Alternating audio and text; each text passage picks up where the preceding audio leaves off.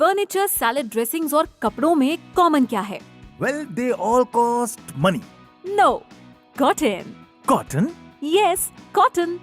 Cotton और Indian history का रिश्ता बहुत पुराना है। ऋग्वेद में भी कॉटन के बारे में लिखा है। इतना ही नहीं, लंका दहन के समय हनुमान के पूंछ पर बहुत सा कॉटन फैब्रिक लपेटा गया था। What a waste. मैं होता तो उसके 3 सूट सिलवा लेता। 2600 BC में इंडस वैली सिविलाइजेशन में कॉटन इतना प्रेशियस था कि इसको लोग सिल्वर वेसल्स में रखते थे। मतलब कॉटन सिल्वर से भी कीमती था। वैसे 2600 BC में इंडस वैली की पॉपुलेशन कितनी होगी? 2600 पीपल? फनी। ये जानने के लिए we have to dig into the past. खुदाई से ही आर्कियोलॉजिस्ट ने इंडस वैली सिविलाइजेशन डिस्कवर किया। वहाँ के लोगों ने कॉटन का खूब इस्तेमाल किया कॉटन क्लोथ्स बनाने के लिए। ओह, फिर तो सब सफेद कॉटन के कपड़े पहनते होंगे। कॉटन सफेद होता है इसका मतलब ये नहीं कि कपड़े भी सफेद ही होंगे। मोहनजोदाड़ो और हड़प्पा के लोगों ने कपड़ों को डाई करना सीखा ताकि वो भी कलरफुल कपड़े पहन सकें, हमारी तरह। Actually it's the other way round. हम कलरफुल कपड़े पहनते हैं उनकी तरह। वो पहले कपड़ों को मॉडर्न से ट्रीट करते, फिर कलर डालते। इतना ही नहीं, वो कपड़ों पे बर्ड्स और एनिमल फिगर्स के पैटर्न्स बनाते थे। कमाल के क्राफ्ट्समैन होंगे वो। मुझे लगता है कि वो लोग सिर्फ एफिशिएंट रोड्स और ड्रेनेज सिस्टम में एक्सपर्ट थे। वैसे उन्होंने कॉटन प्लांट डिस्कवर कैसे किया? जैसे ग्रीक हिस्टोरियन हेरोडोटस ने किया। हेरोडोटस ने अपनी किताब में लिखा है कि जब ग्रीक इंडिया आए तो उन्होंने कुछ पेड़ पे फूल के बदले वूल उगते देखा। खूबसूरती और क्वालिटी के मामले में कॉटन को भेड़ के वूल से बेहतर पाया। फिर तो उनके पास कॉटन क्लोथ्स भी होंगे और वूलन क्लोथ्स भी। Quite possible.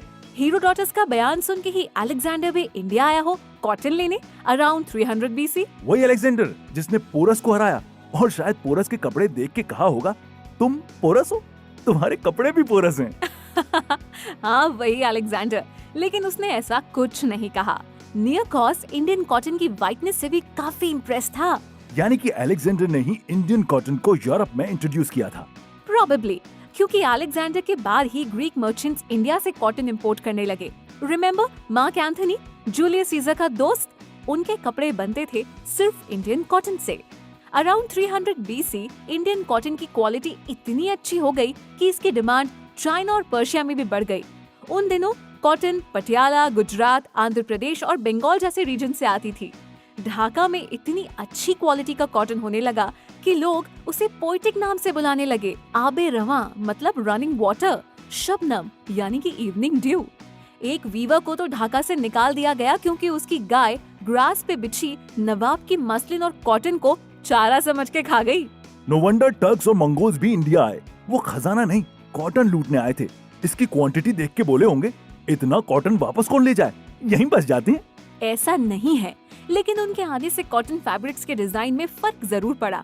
इनफैक्ट कपड़ों पे बने मोटिव डिफरेंट एरास को डिपिक्ट करते आए हैं। प्योरली हिंदू एलिमेंट्स हो तो फैब्रिक 11th और 12th सेंचुरी का, इस्लामिक एलिमेंट्स हो तो 13th सेंचुरी आफ्टरवर्ड्स का, और कोट्स लिखे हो तो 21st सेंचुरी का। You and your sense of humour. Anyway, पता है एक बार तो औरंगजेब अपनी बेटी से बहुत नाराज हुआ। क्यों? औरंगजेब की बेटी के कपड़े इतने बारीक थे कि उसकी स्किन दिख रही थी, जबकि उसने 7 जामे पहने थे। 7 मतलब एक के ऊपर एक? यस। मुगल एरा में कॉटन की पॉपुलैरिटी और डिमांड उसकी सप्लाई से इतनी ज्यादा हो गई कि कॉटन बाहर से इंपोर्ट करना पड़ा। अकबर के वक्त में तो ब्लैक मार्केटिंग भी शुरू हो गई थी। मतलब ब्लैक मार्केटिंग का कॉन्सेप्ट इतना पुराना है? और probably even older. 13th century में मार्को पोलो जब समुद्री यात्रा करके मद्रास यानी कि चेन्नई पहुंचा तो वहां की कॉटन क्वालिटी देख के दंग रह गया। और इंडियन कॉटन की तारीफ को सुनते ही फ्रेंच, पोर्चुगीज, डच, ब्रिटिश सभी की ट्रेवल विश लिस्ट में इंडिया टॉप पर आ गया। हाँ, और इंडिया पहुंचने का समुद्री रास्ता भी मिल चुका था। पोर्चुगीज ने इंडियन कॉटन इंडस्ट्री को करीब 100 साल तक कंट्रोल किया और उसे बढ़ने नहीं दिया। वो यहाँ से बस सस्ते दामों में कॉटन खरीदते और उस कॉटन के बदले अफ्रीका से गुलाम एक्सचेंज कर लेते। Barter system.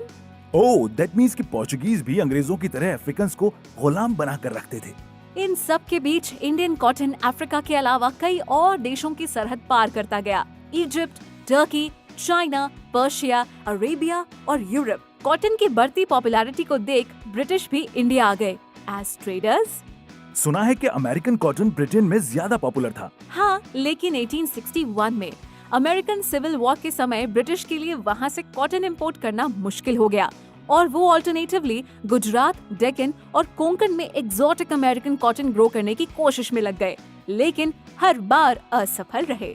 इसी कॉटन की वजह से गांधी जी अंग्रेजों को भारत से निकालने में सफल रहे, नॉन कोऑपरेटिव मूवमेंट के through.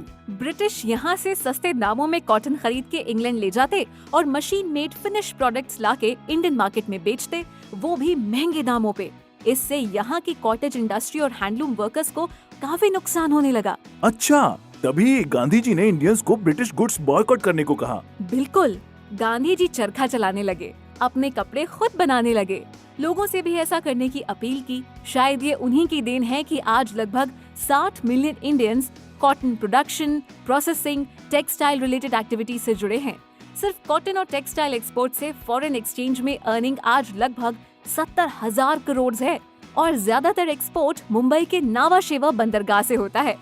Late me add to this, Mumbai city 1845 में 7 आइलैंड्स को जोड़ के बनाया गया था और इस मेगा सिटी को मेगा बनाने में कॉटन एक्सपोर्ट का अहम रोल रहा है।